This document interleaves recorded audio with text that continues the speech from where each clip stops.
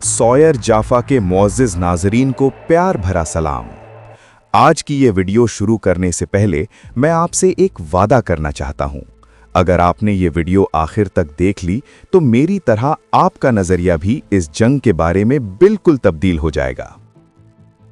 शायद आपको लग रहा है कि आपको सब मालूम है कि कौन किस पर हमला कर रहा है और क्यों, लेकिन सच तो ये है कि जो हमें टीवी पर दिखाया जा रहा है वो सिर्फ एक धोखा है। मैंने गुज़िश्ता 48 घंटों में वो हक़ाइक़ इकट्ठे किए हैं जो आपकी नींदें उड़ा देंगे।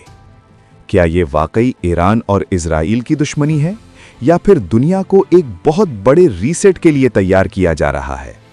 आइए आज मेरे साथ उस खुफिया चेस बोर्ड की गहराई में उतरें जहां हर चाल पहले से तयशुदा है। गौर करें, मिसाइल चलते हैं, ड्रोन्स उड़ते हैं, लेकिन नुकसान हमेशा उतना ही होता है जितना जरूरी हो, ना 1 इंच कम ना 1 इंच ज्यादा। ऐसा लगता है जैसे दोनों तरफ से कमांडर्स के पास एक ही स्क्रिप्ट हो। इजराइल हमला करता है तो ईरान को 72 घंटे पहले पता चल जाता है। ईरान जवाब देता है तो दुनिया भर की इंटेलिजेंस एजेंसीज पहले ही न्यूज़ चला देती हैं। आखिर ये कैसी जंग है जिसका टाइम टेबल दुनिया को पहले से पता होता है? क्या आपने सोचा है कि अमेरिका, जो इजराइल का सबसे बड़ा इत्तेहादी है, वो बार बार डी एस्केलेशन की बात क्यों करता है? सच तो ये है कि पर्दे के पीछे ओमान और कतर के रास्ते ऐसे सिग्नल्स भेजे जाते हैं जो दुनिया की नजरों से ओझल हैं। ये एक कंट्रोल्ड फायर है, एक ऐसी आग जो सिर्फ उतनी लगाई जाती है जितनी मईशत को गर्म रखने के लिए चाहिए। अब बात करते हैं उस हकीकत की जो कोई एंकर नहीं बताएगा। ये जंग सिर्फ जमीन की नहीं बल्कि कंट्रोल की है। दुनिया इस वक्त एक अजीम तब्दीली के दहाने पर खड़ी है। एक तरफ सिलिकॉन चिप्स की जंग है तो दूसरी तरफ एनर्जी के नए रास्ते। ईरान दुनिया की सबसे अहम गुजरगाह स्ट्रेट ऑफ हॉर्मुज़ का मालिक है। अगर ये रास्ता बंद होता है तो सिर्फ पेट्रोल महंगा नहीं होगा, दुनिया भर की फैक्ट्रियां बंद हो जाएंगी। लेकिन यहां एक ट्विस्ट है। इस कशीदगी का सबसे बड़ा फायदा उन लोगों को हो रहा है जो दुनिया को ग्रीन एनर्जी और डिजिटल करेंसी की तरफ धकेलना चाहते हैं। जब तक पुराना निजाम तबाह नहीं होगा, नया निजाम नहीं आ सकता। मिडिल ईस्ट का ये बारूदी ढेर दरअसल उस पुराने निजाम को मिटाने की एक कोशिश है। चलिए थोड़ा और गहरा उतरते हैं। आज दुनिया 2 हिस्सों में बंट चुकी है। एक तरफ अमेरिका और उसका डॉलर है और दूसरी तरफ रूस, चाइना और ईरान का ब्रिक्स ब्लॉक। ईरान को निशाना बनाना दरअसल चाइना के बेल्ट एंड रोड प्रोजेक्ट को रोकना है। अगर ईरान मजबूत होता है तो डॉलर की बादशाहत खत्म हो जाएगी।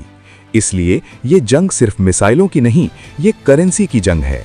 इजराइल को इस खेल में एक फ्रंट लाइन प्लेयर के तौर पर इस्तेमाल किया जा रहा है ताकि मिडिल ईस्ट में अमेरिका की पकड़ मजबूत रहे।